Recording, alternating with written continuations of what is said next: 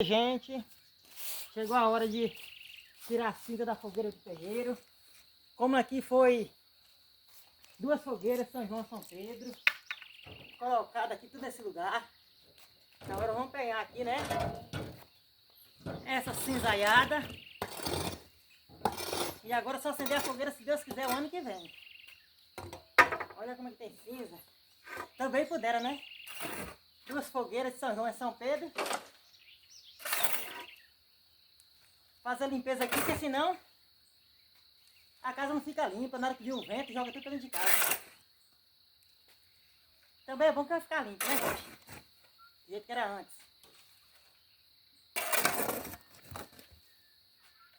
A festa é boa, né? Mais para fazer a limpeza, né? É um pouco mais complicado.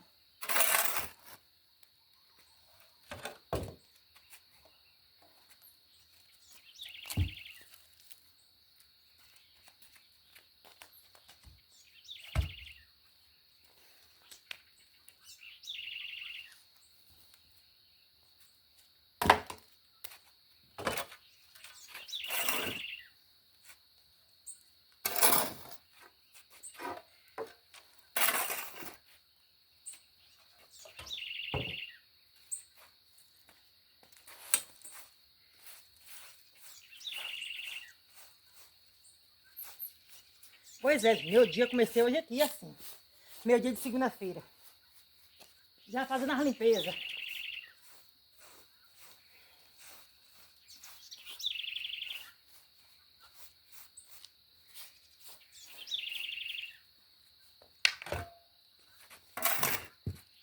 Vocês estão gostando do meu vídeo aí, gente? Vocês curtem, comentam, compartilham aí.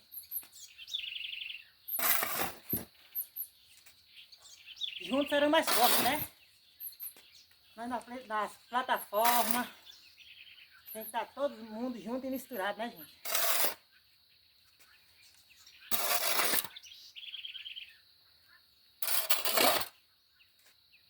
Duas fogueiras deu um carrinho de cinza. Misericórdia.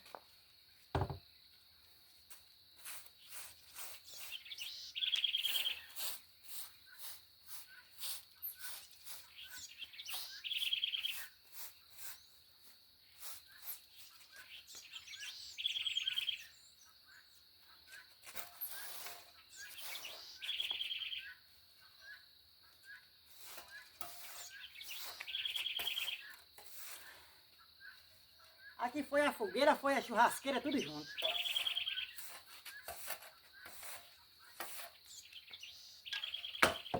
Pronto, agora é só levar ali e jogar lá para fora.